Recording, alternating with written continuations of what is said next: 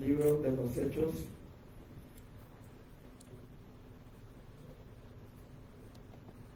en el capítulo 12,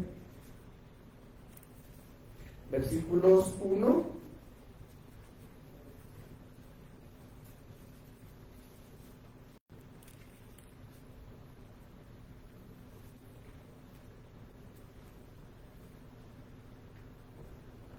al 5. Hechos 12 del 1 al 5. Teníamos una lectura hasta el versículo 11, pero no tiene realmente caso para el mensaje. ¿Lo tenemos? En aquel mismo tiempo el rey Herodes echó mano a algunos de la iglesia para maltratarles y mató a espada a Jacobo, hermano de Juan, y viendo que esto había agradado a los judíos, procedió a prender también a Pedro. Eran entonces los días de los panes sin levadura, y habiéndole tomado preso, le puso en la cárcel, entregándole a 4 grupos de 4 soldados, cada uno, para que le custodiasen, y se proponía sacarle al pueblo después de la Pascua. Así que Pedro estaba custodiado en la cárcel, pero la iglesia hacía sin cesar oración a Dios por él. Eterno Dios y buen Padre, en el nombre de Jesús, una vez más, Señor, nos presentamos ante ti para suplicarte que bendigas la reflexión en tu palabra en esta tarde, que seamos edificados por ella, Señor, y que hables al corazón de cada uno conforme a la necesidad de cada quien, Señor. En el nombre de Jesús, ayúdanos a crecer, a madurar, a ver la verdad en tu palabra, Señor, y no solamente tenerlo como un concepto teológico, sino como una palabra viva en nuestro corazón. En el nombre de Jesús. Amén. ¿Pueden sentarse, mis hermanos? A propósito de enchiladas suizas a la francesa, hermanos, voy a pedir que estén orando por su pastor. Voy a entrar a un bachillerato teológico que dura aproximadamente un poquito más de un año, con la esperanza de que, si el Señor quiere, pueda yo adquirir una licenciatura después.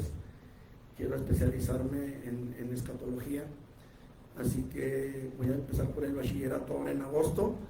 Así que les pido que estén orando, hermanos, que Dios me dé la gracia y la sabiduría para poderme preparar mejor, para poderles servir mejor. Amén. A Dios y a ustedes. Entonces les pido que estén orando por eso también, hermanos. Muy bien, pues vamos al mensaje, si les parece, hermanos. Gracias a Dios, quiero darle gracias a Dios por ese bachillerato, porque voy de grapa. Voy de grapa, hermanos, para que voy becado, así que gracias a Dios por ello. Le doy gracias a Dios, hermanos, porque para mí es una bendición el poderme preparar un poquito mejor, un poquito más. Así que, y si es de gratis, usted sabe que lo gratis sabe más rico, ¿ah? Así que gracias a Dios por eso, hermano. Mande. Sí, doy gracias a Dios por ello, hermanos. Gracias a Dios por eso. En estos últimos tiempos, hermanos, hay una situación que es bastante recurrente, mucho más recurrente de lo que quisiéramos admitir. Y esta situación, hermanos, es la falta de unidad en la iglesia. Tristemente, hermanos, no estoy hablando de Peniel en particular, estoy hablando de la iglesia de Jesucristo como tal, de todo el cuerpo de Cristo. Entre nosotros nos llamamos hermanos, nos decimos hijos de nuestro Padre Celestial, pero hay profundas heridas, hay profundas divisiones que como cristianos a veces no hemos podido sanar, grietas que se han hecho en el cuerpo de Cristo y que han impedido que la obra de nuestro Dios avance como debería. Somos una iglesia imperfecta, todos nosotros. No hay uno que pueda levantar la mano y diga, yo nunca peco, yo nunca falto, yo nunca ofendo, yo nunca transgredo, yo nunca... No, todos somos hechos del mismo barro, hechos de la misma tierra y hechos por el mismo poder de nuestro Dios. Sin embargo, a pesar de que hemos nacido de nuevo, no somos perfectos todavía, y eso causa grietas entre nosotros, causa divisiones entre nosotros, causa heridas que a veces tardan en sanar y a veces definitivamente no sanan, pero que Dios está tratando con la iglesia, hermanos, para que podamos unirnos como iglesia, que podamos sanar y cicatrizar esas heridas y podamos unirnos otra vez como cuerpo, como un solo cuerpo de Cristo.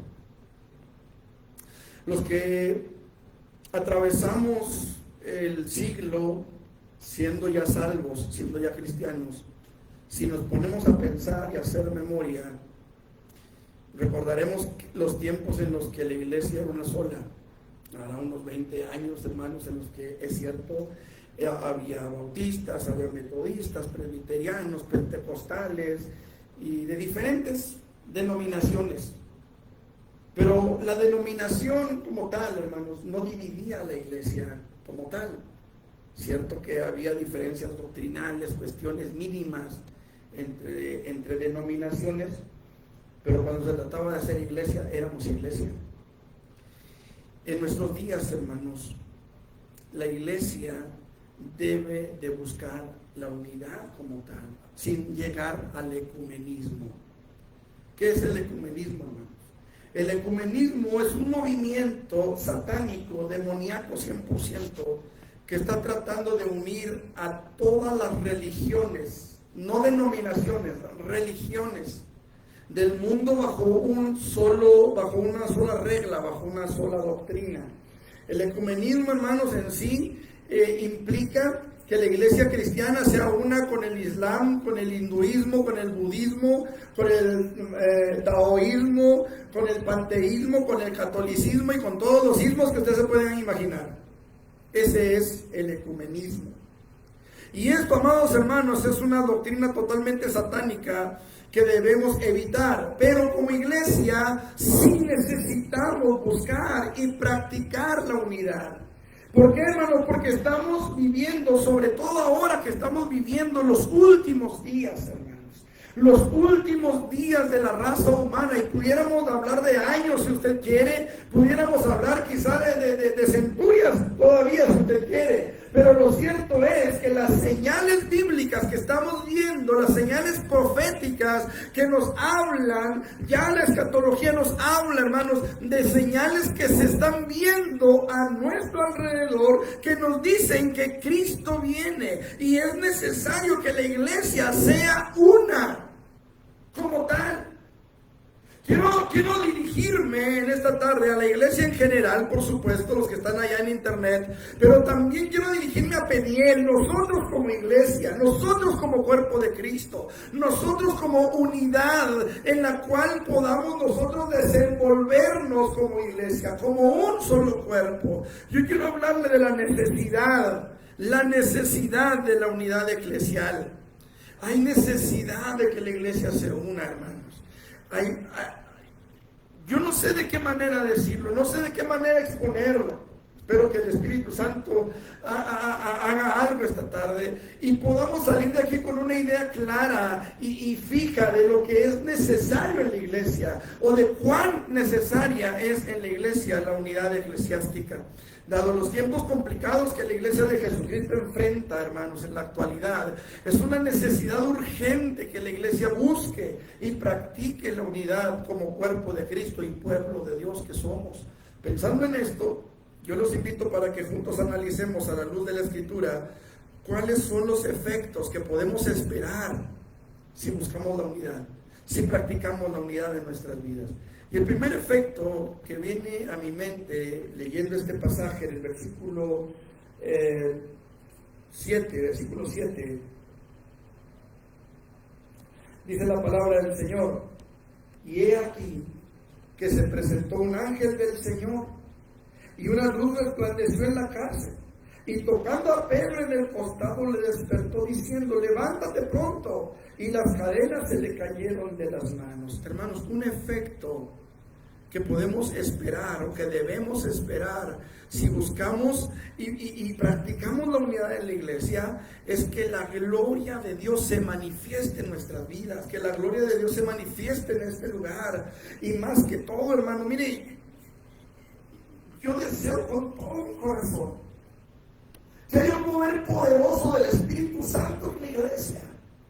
Con todo mi corazón yo deseo que haya un mover poderoso del Espíritu Santo, sanando enfermos, salvando almas, tocando corazones en este este lugar, transformando vidas. Pero más que nada, espero y deseo que el Espíritu Santo se mueva en mi propia vida, en mi propia familia, en mi propio hogar, con cada uno de nosotros. Es un deseo que arde, hermanos, en mi corazón. Y es un deseo que creo que arde en el corazón de cada uno de ustedes. Que el Espíritu Santo se mueva en nuestro hogar, que el Espíritu Santo alcance a los nuestros, que el Espíritu Santo alcance a todos aquellos que de alguna manera han tenido contacto y han dejado huella en nosotros. Y aún en aquellos que han tenido contacto y no la han dejado. Pero necesitamos, hermanos, buscar la venida del Espíritu Santo. Miren, cuando los 120 estaban en el aposento alto, la Biblia dice que estaban todos agarrados de las greñas. Eso dice. Todos peleándose, sacándole la cara al pastor, porque se equivocan con la guitarra. Eso estaban haciendo. ¿Qué estaban haciendo? Estaban unánimes, en oración, buscando la presencia de Dios, pero estaban juntos y unánimes. Mire, a veces podemos estar juntos, aquí estamos todos juntos, pero es necesario estar unánimes. ¿Qué significa unánimes? ¿Qué es eso de unánimes? Se come, se junta, se frota. ¿Qué es unánimes? De un solo ánimo. De un solo ánimo. La palabra ánimo viene de la palabra ánima, que significa alma. Eso significa ánima, alma. No les falta como escuchar decir, anda como ánima en vela. Eso significa ánima. De una sola alma. En el alma está la voluntad.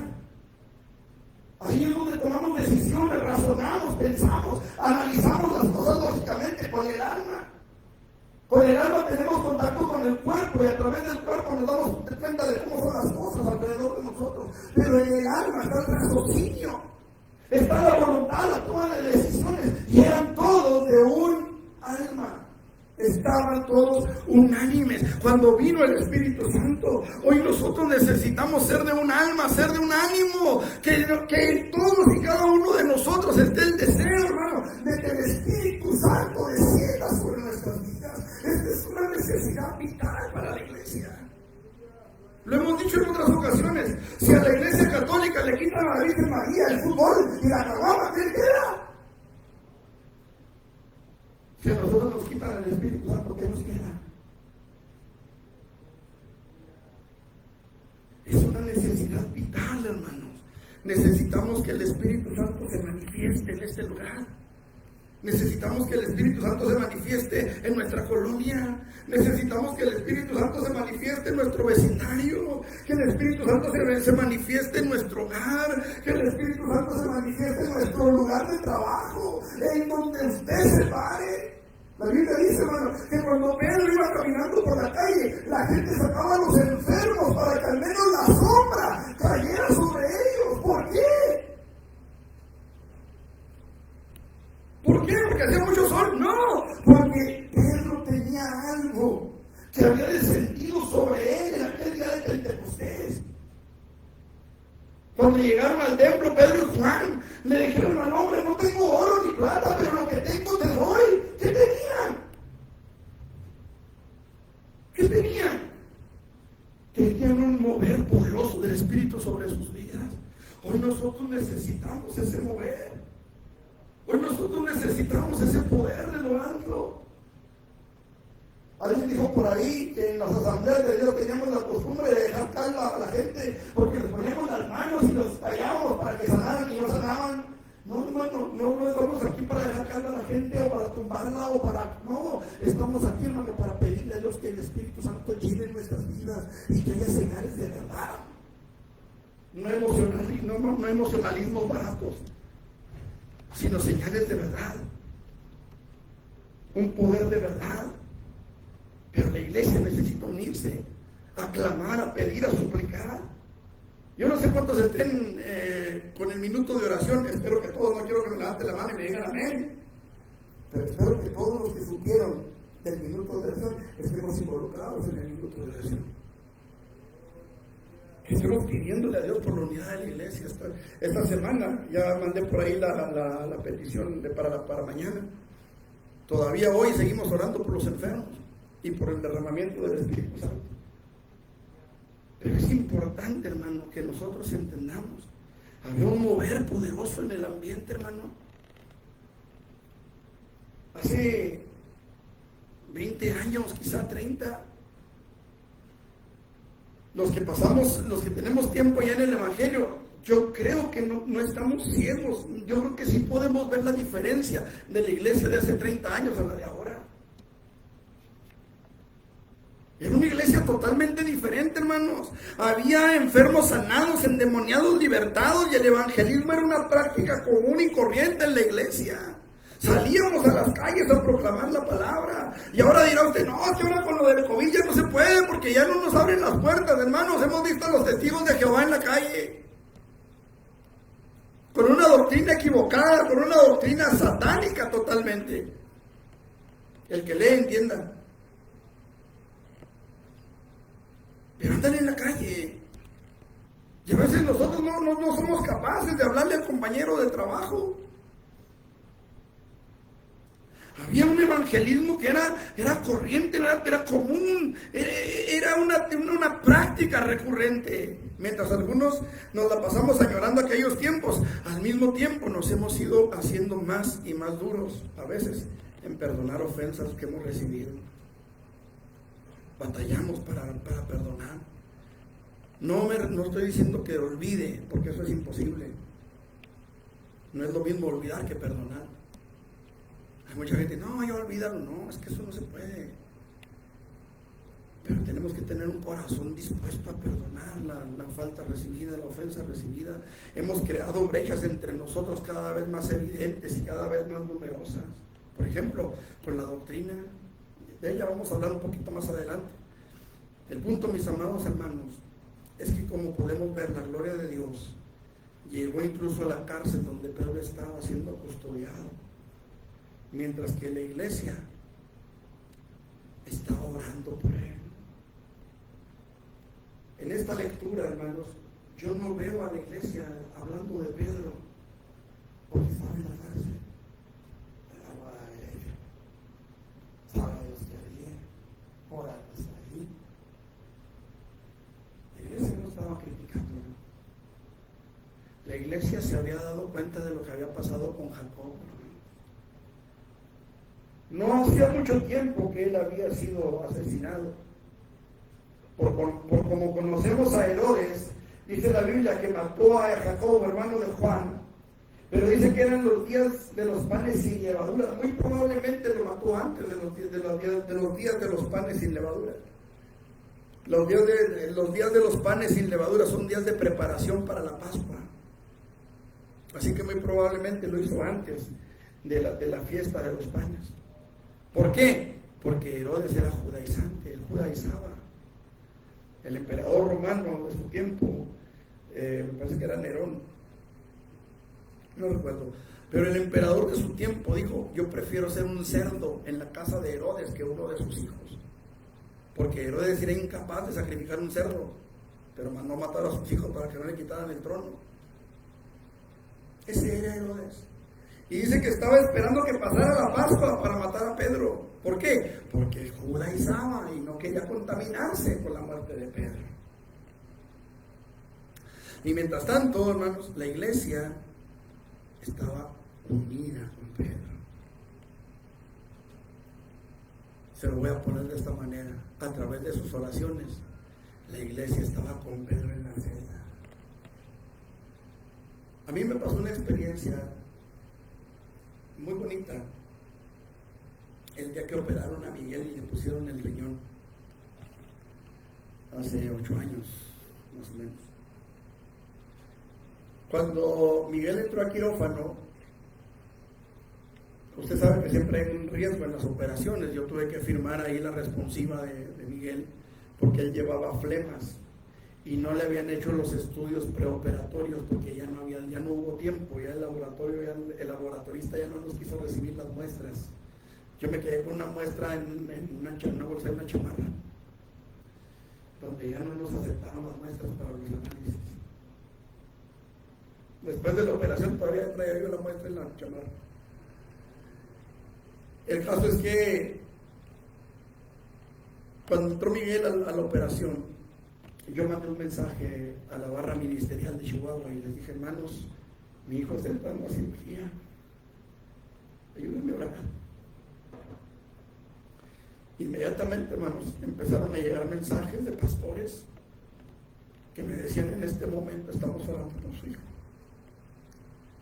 en este momento nos ponemos en oración, en este momento empezamos a clamar por él. Muchos hermanos que ni siquiera conozco,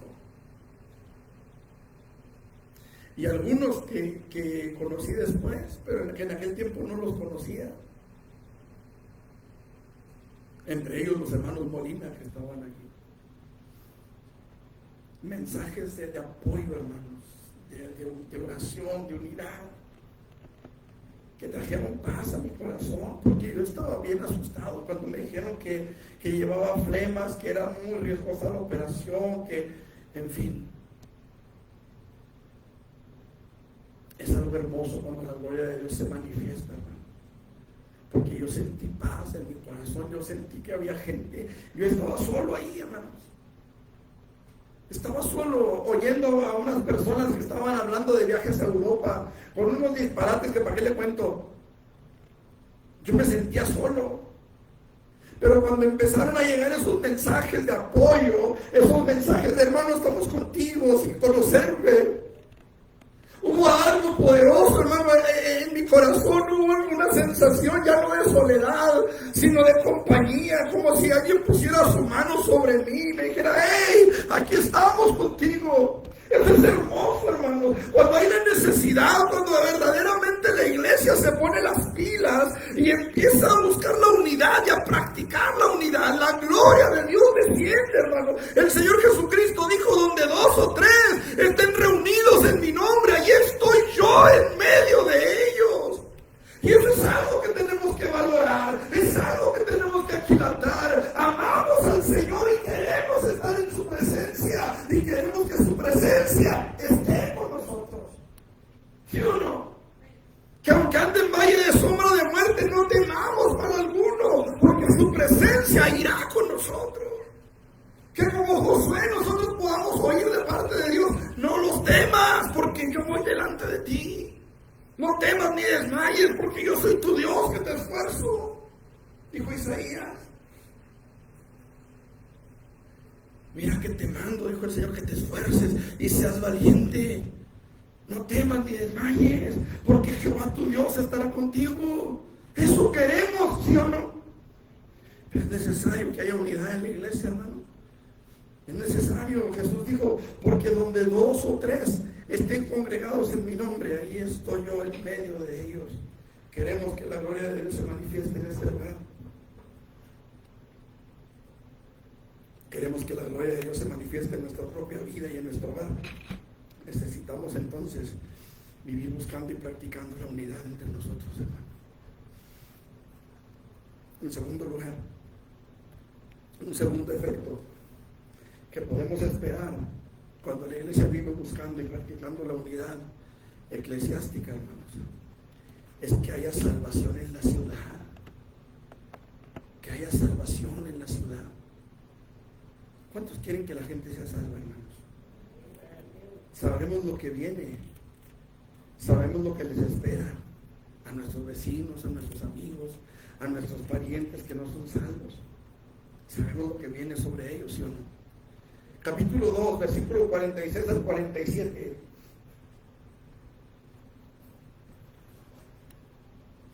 Versículo 46.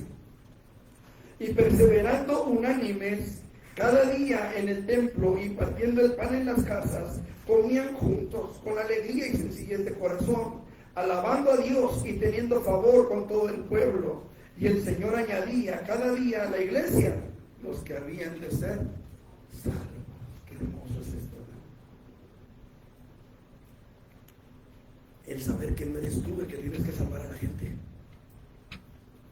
que es Dios el que añade, que es Dios el que va a traer a los que vayan a ser salvos.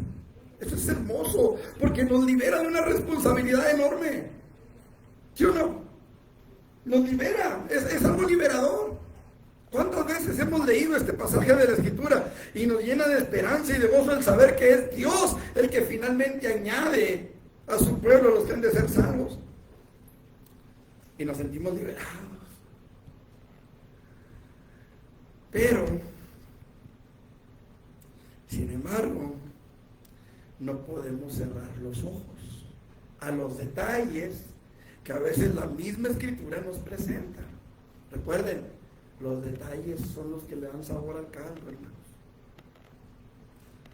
Los detalles son los que nos abren el entendimiento. En ellos, en los detalles, tenemos gran enseñanza para nosotros. Como podemos ver, había algo más. Había algo que llamaba la atención de la gente alrededor, que no podía pasar desapercibido ante ellos. Era la unidad con la que la iglesia vivía. Notemos lo que dice la Escritura, versículos 43 en adelante. Y sobrevino temor a toda persona, y muchas maravillas y señales eran hechas por los apóstoles. Todos los que habían creído estaban juntos y tenían en común todas las cosas, y vendían sus propiedades y sus bienes, y lo repartían a todos según la necesidad de cada uno, y perseverando unánimes cada día en el templo, y partiendo el pan en las casas, comían juntos con alegría y sencillez de corazón, alabando a Dios y teniendo favor con todo el pueblo. Y el Señor añadía cada día a la iglesia los que habían de ser salvos. No se asusten. No le voy a decir, a pedir que venda todo lo que tiene y lo dé a los pobres. Yo sé que tenemos poco y lo poco que tenemos es todo lo que tenemos. Lo que lo quiero llevar a ver, lo que me llamó a mí la atención en este detalle, versículo 47. Alabando a Dios, dice, y teniendo favor con todo el pueblo. ¿Qué es eso? ¿A todo el mundo le pedían favores o qué es eso de que tenían favor con todo el pueblo?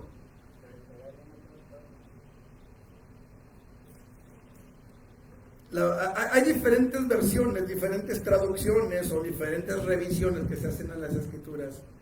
Y sí, por allá va. Dice la palabra del Señor en la versión Dios habla hoy. Dice que ellos alababan a Dios y eran estimados por todos. La Nueva Biblia Viva dice, todo el mundo simpatizaba con ellos. La Nueva Versión Internacional y la Castilian, las dos, dicen, disfrutando de la estimación general en el pueblo. La palabra de Dios para todos dice, disfrutando de la estimación general del pueblo. Quiere decir que había algo que le agradaba a la gente. Había algo que llamaba la atención de la gente y era la unidad con la que vivían, hermanos. La unidad que manifestaban. Hoy si nosotros salimos a la calle y nos ponemos a preguntarle a la gente en qué concepto tienen a la iglesia, nos espantamos, hermanos. Son unos hipócritas, son unos elitistas, nomás los del grupito entran, son unos se la pasan todos peleándose unos a otros, unos contra otros. Ahí están en el internet echándose unos a los otros. Esa es la triste realidad de la iglesia de la Odisea, hermanos, que es en la que nos ha tocado vivir. Tristemente. La unidad con la que vivían los primeros cristianos era más que evidente a toda la ciudad, a todos los que los conocían. Yo la verdad no entiendo cómo es que los emperadores persiguieron a la iglesia de una forma tan terrible, cuando veían que la iglesia, hermanos, era un pueblo fiel, era un pueblo que no se levantaba contra ellos y que vivía de una forma tan unida. A lo mejor por esa unidad pensaban que se podían levantar contra ellos, porque no los adoraban como a dioses. Pero lo cierto es, hermanos, que todo el mundo se daba cuenta de aquella fraternidad cristiana, sobre todo sobre todo porque los tienen ahí cerca. Hoy, en nuestros días, hermanos, la fraternidad cristiana ha quedado por el suelo, por las redes sociales. Por las redes sociales. ¿Por qué? Porque alguien escribe cualquier cantidad de tonterías y se hace viral así. ¿Qué es eso de viral? Pues que se le transmite a todo el mundo como si fuera un virus. Peor que el COVID-19.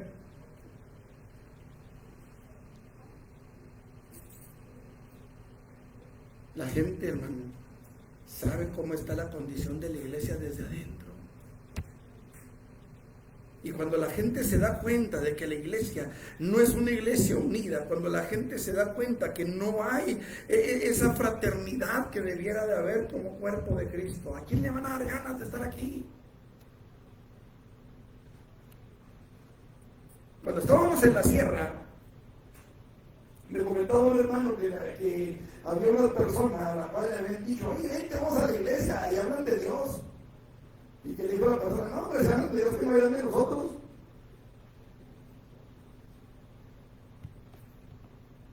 Así está la situación, hermano. Es tiempo de que la iglesia empiece a buscar la unidad, para que la gente vea que hay un Dios verdadero en nosotros. Que la gente verdaderamente sepa que hay un Dios en Peniel. Un Dios verdadero, un Dios que no es emocionalista, que es un Dios que da fruto, que provoca fruto en su pueblo. El fruto del Espíritu es amor, gozo, paz, paciencia, bondad, benignidad, fe, mansedumbre, templanza. Que haya ese fruto en la iglesia, que la gente se dé cuenta que somos uno, que el Señor Jesucristo dijo, en esto sabrán todos que son mis discípulos. La pregunta es, ¿quiénes son todos? ¿Quiénes son todos? ¿Saben quiénes son todos? Todos los de afuera, pero también todos los de adentro. Qué importante es, hermanos, que los de adentro sepamos si estamos o no estamos, si somos o no somos.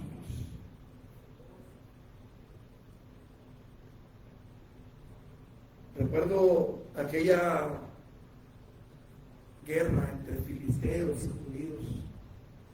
Un hombre enorme salía pegando de gritos. ¿Usted lo conoce?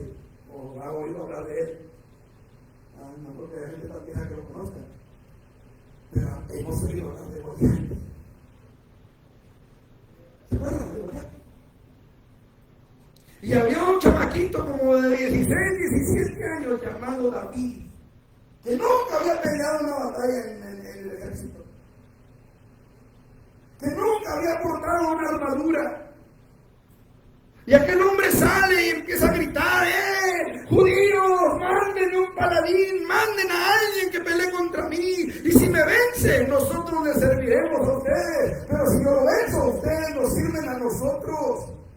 En aquellos lugares, en aquellos tiempos, se creía en los dioses de la guerra, y se pensaba que si para los dioses lo mismo era acabar con un ejército que acabar con un hombre.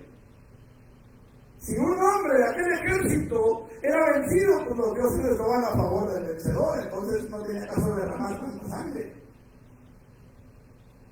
Por eso aquel hombre sale con ese desafío. Pero el pueblo de Israel, al ver a aquel hombre, se asustó y no querían salir a la guerra. No querían salir a luchar. Pero David oye los gritos, oye el reto, oye el desafío y dice, ¿quién es este incircunciso para que rete, para que desafíe a los ejércitos del Dios vivo? Yo iré, dijo él. ¿Y saben qué dijo David? Algo interesantísimo. Y sabrán que hay Dios en Israel. ¿Quiénes necesitaban saber que había Dios en Israel, hermanos? Israel. Cuando Saúl lleva el arca a la guerra, o cuando se llevan el arca, los del ejército de Israel se lleva el arca a la guerra, todavía son de la rey, creo. Bueno, el caso es que se llevan el arca y los filisteos capturan el arca. Pero cuando el arca llega al lugar de la batalla, los filisteos se asustaron, porque dijeron: el Dios de los judíos ha venido con ellos a la batalla. Dios no estaba ahí, por supuesto, ustedes y yo conocemos la historia, pero ellos sabían que había un Dios en Israel. A los que se les había olvidado eran los propios israelitas, hermano. Qué triste es que haya iglesias cristianas sin Cristo.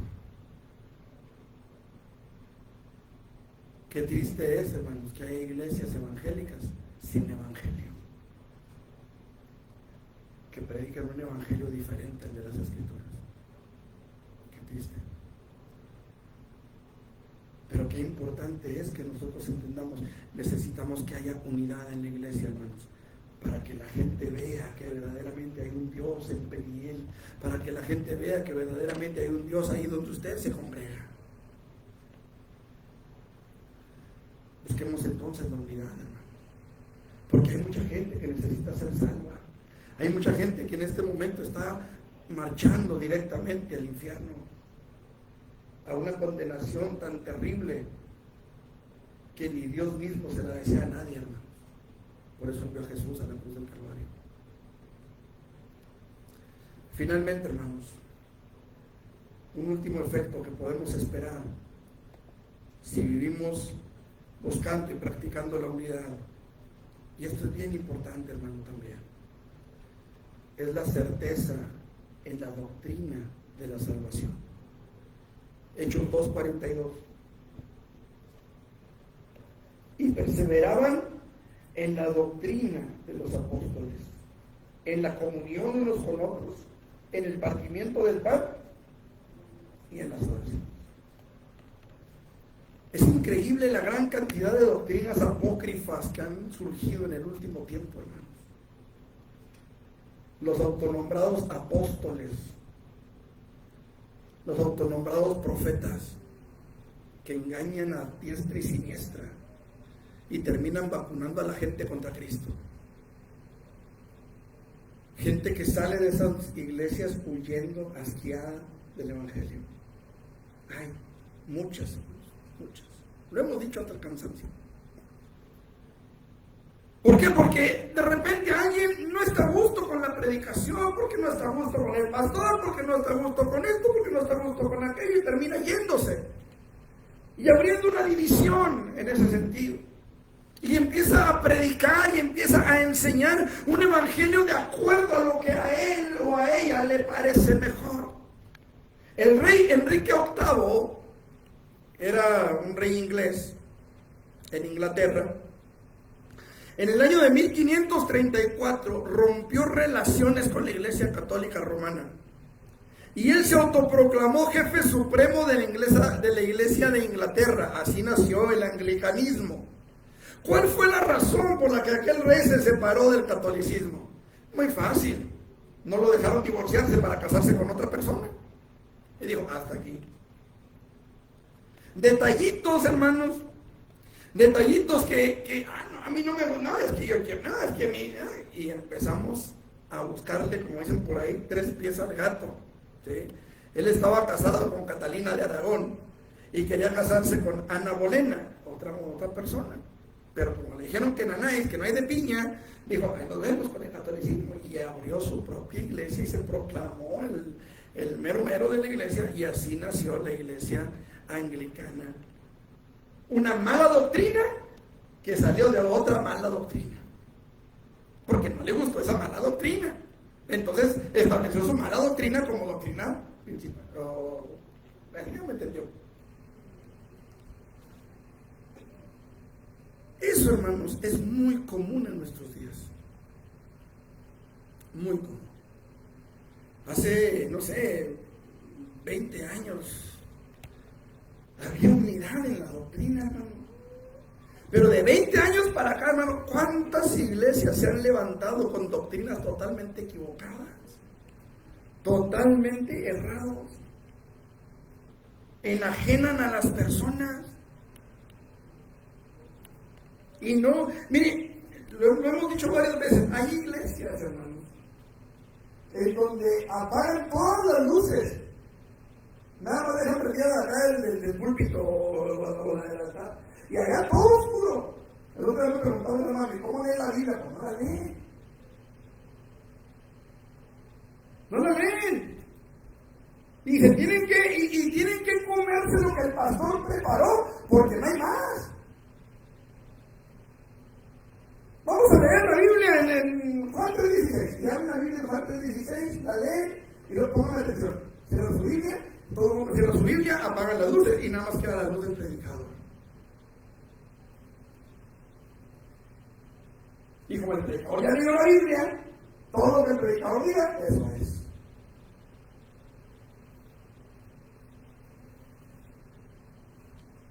Antes yo tenía una costumbre, hace mucho que no lo digo. Antes yo tenía la costumbre de decirles, cuando estoy predicando, no cierre su Biblia. No la cierre. Porque eso me obliga a mí a predicarle la palabra y no lo que me se me enoja. Es importante, hermano. La unidad de la iglesia es necesaria, hermano, para que haya una protección a la doctrina verdadera. ¿Qué dijo Pablo? Si aún un ángel, si aún nosotros mismos les predica un evangelio diferente, sea anatema. Escuchen por qué es Pablo el que está diciendo, si yo les predico un evangelio diferente al que han recibido, yo mismo sea vendido por anatema. La unidad de la iglesia, hermano, es imprescindible para mantener la doctrina de la salvación. Porque si yo no estoy de acuerdo, si yo no estoy, a mí no me agrada esa doctrina, yo voy a buscar. Pablo le dijo a Timoteo, vendrá tiempo en que no sufrirán la sana doctrina, sino que teniendo comezón de oír, se amontonarán maestros conforme a sus propias concupiscencias. Y eso es lo que hay. En nuestros días eso es lo que hay. Yo quiero una iglesia donde no me confronten con el pecado, donde me digan que Dios me va a bendecir, donde todo sea milagro, donde todo sea, pues esta pared de mentira voy a destruir. Yo quiero una iglesia donde me entretengan, pues hay iglesias donde hay conciertos, donde hay eventos, donde todo es un show. Nosotros como creyentes, hermanos, necesitamos ser de un solo ánimo en cuanto a la doctrina, en cuanto a la palabra. Yo quiero que se me predique la palabra y yo quiero predicar la palabra y quiero que haya esa unidad en mi iglesia. Bueno, donde me congrego, porque decir mi iglesia pues está mal, ¿verdad? Es la iglesia de Cristo. Pero yo quiero esa unidad en la cual todos nosotros podamos saber que verdaderamente estamos en la doctrina correcta. Que no tengamos que andar como cierto pastor que dijo, ni yo ni mi esposa le creíamos al pastor cuando nos hablaba del Halloween. No, hermanos. Miren, estuve leyendo esta mañana. Usted conoce la historia del joven rico. Era un muchacho que venía corriendo.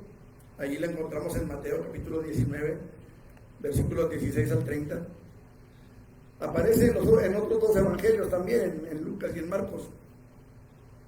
Pero me llamó la atención en Mateo y quise sacar de ahí la enseñanza. Mateo 19, 16 al 30 dice que el joven vino corriendo, y eso me llamó la atención. ¿Quién viene corriendo, hermanos, a oír palabra de Dios en este tiempo? Y este joven vino corriendo, o sea, había una necesidad real en el corazón de aquel hombre. ¿Sí o no? Porque si yo vengo corriendo a escuchar la voz de Dios, a escuchar palabra de Dios, es porque he entendido que tengo la necesidad de escuchar la palabra de Dios. Si no, no vengo. Va a estar aguantando al pastor una hora, grite, grite. Pero hay necesidad. Y este hombre vino corriendo y hizo una pregunta importante, hermanos. ¿Qué debo? Dijo, maestro bueno, ¿qué debo hacer para ser salvo?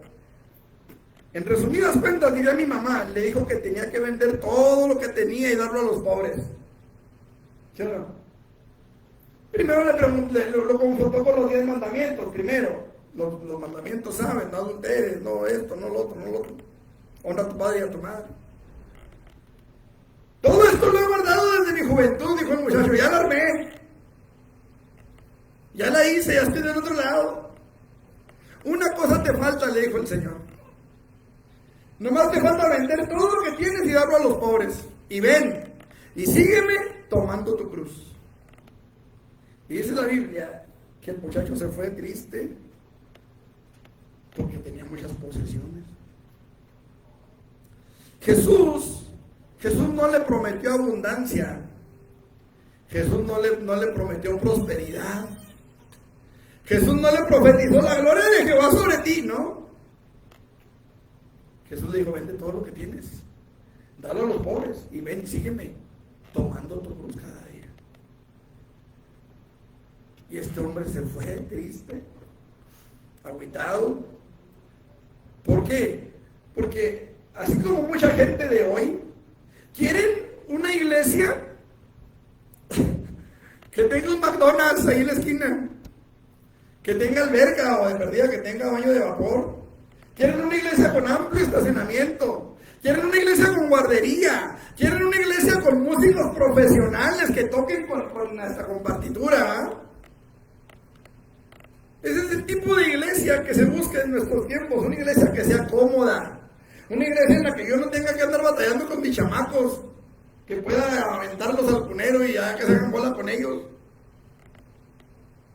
Una iglesia que saliendo del culto ya esté allá afuera el señor que vende las gordas o las tortas o lo que venda.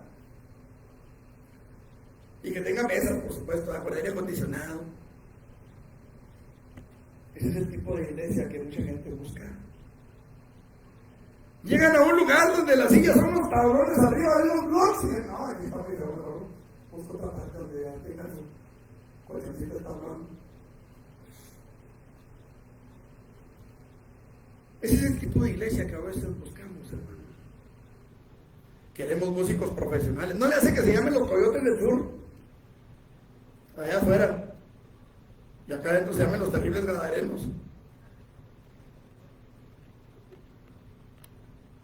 Sí les he contado de la iglesia de Estados Unidos. Hasta cerveza les tenían a los músicos. Para que llegaran a curarse y tenían que tocar en el culto de todos los países. Esos eran estos, hermanos, allá eran los Coyotes del Sur y acá allá dentro del templo eran los Terribles Gadarenos. Todo esto, hermanos, ha surgido por la falta de unidad en la iglesia. Porque esa falta de unidad se manifiesta en que no me gusta esto, no me gusta el otro, no me gusta aquí, no me gusta allá, ahí lo vemos.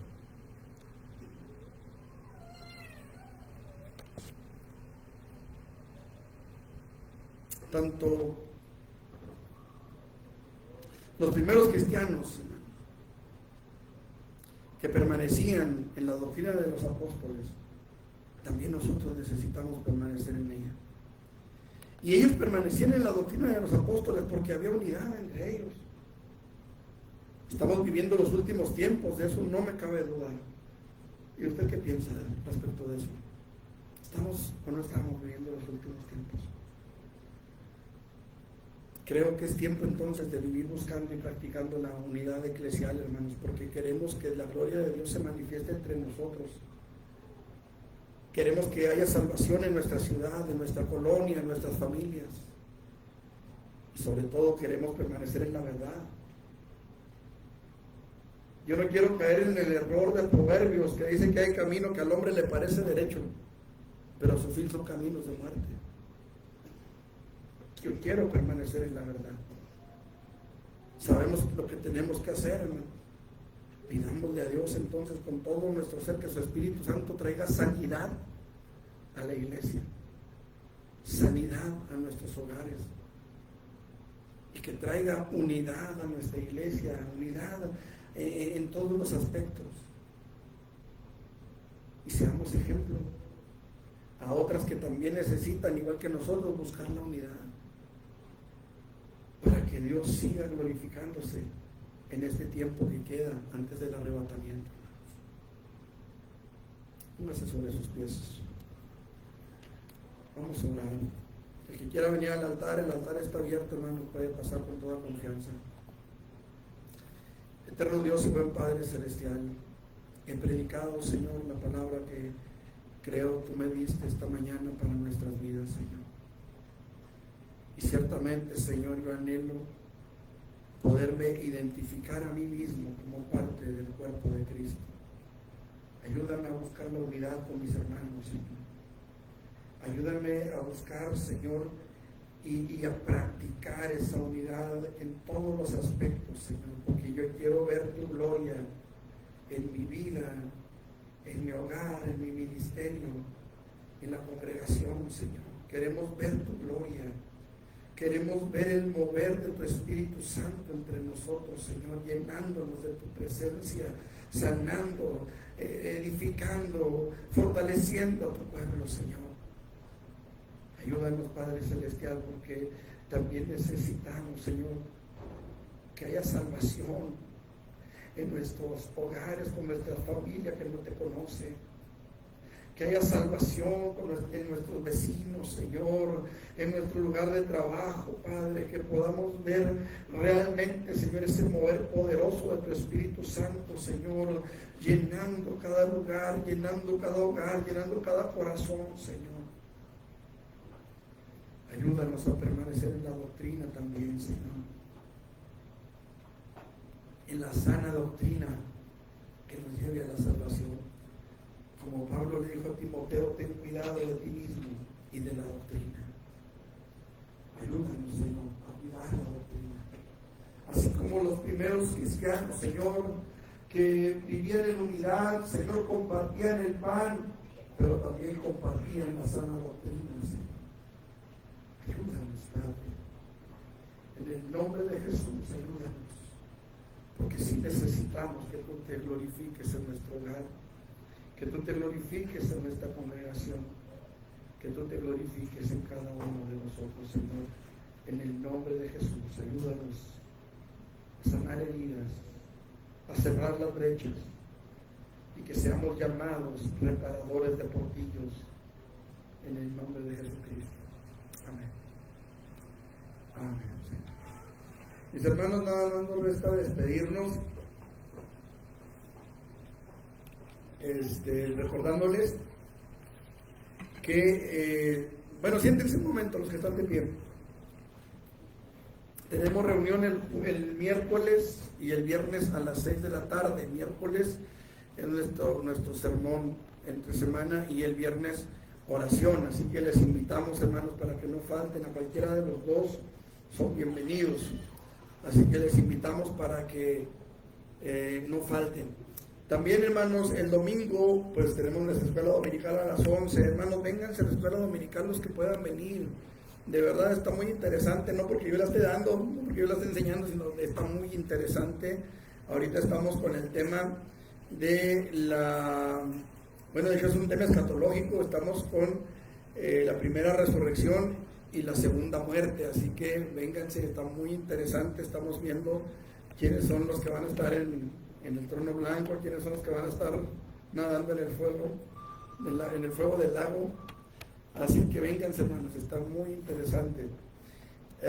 También, hermanos, les recordamos, estamos lijando las bancas. No sé si vieron que ya hay una banca casi terminada, casi completamente lijada. Todavía le falta.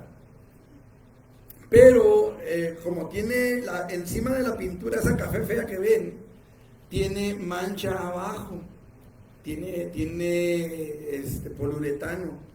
Entonces se está gastando bastante lija.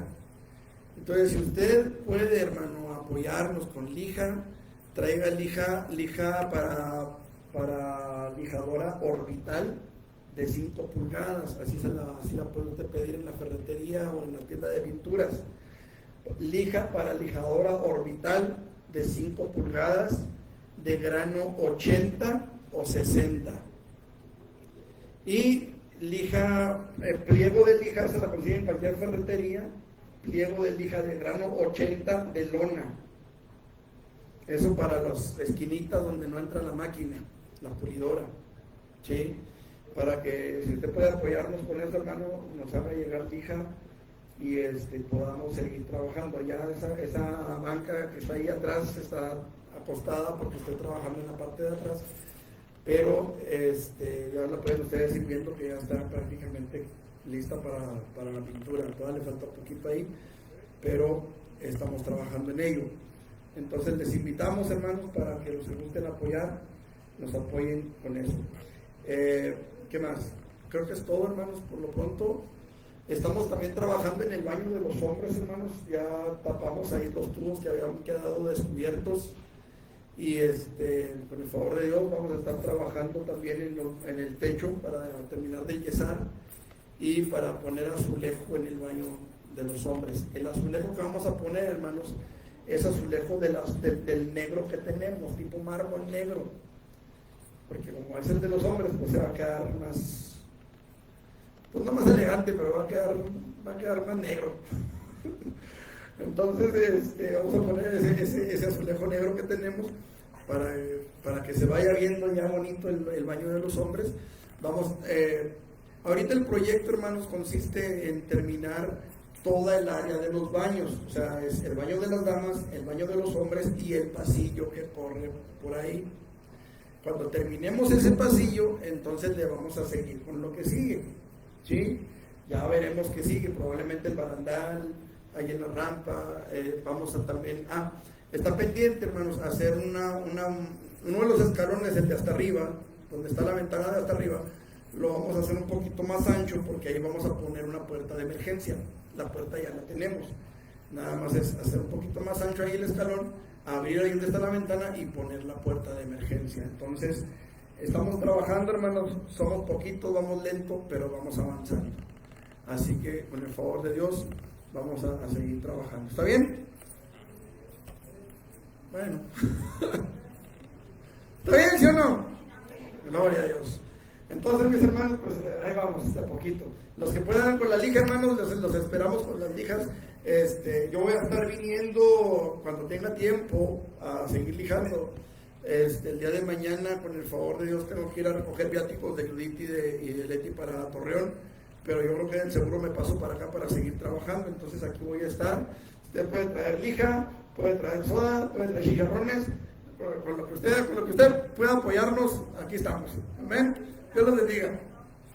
Vamos a orar, hermanos, póngase sobre sus pies y vamos a orar. Vamos a cerrar este tiempo de adoración a Dios con una oración. ¿Está bien?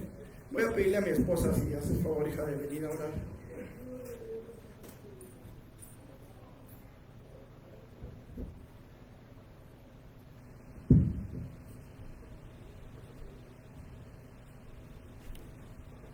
Sí, en esta hora te damos gracias por este tiempo que tuvimos, Señor, para poder adorarte y bendecirte, Señor.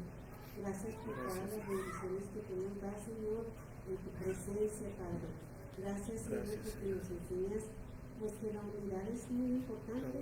Ayúdanos para que podamos llevar a cabo este mandato, Señor, y que podamos estar unidos en un mismo espíritu para adorarte y para servirte. En el nombre de Jesús. Padre, queremos rogarte que tú vayas con cada uno de nosotros, con cada una de las familias, Señor. En el nombre de Jesús. Y que bendigas grandemente, Señor, a cada familia, Señor. Te lo rogamos en el nombre precioso de Cristo Jesús. Y tú recibe, Padre del cielo, todo honor y toda gloria. Te la damos de todo nuestro corazón. Y a ti también, mi Señor Jesús. Amén. Dios les bendiga, hermanos, estamos despedidos. Despídanse de allí, que no haya venido con ustedes.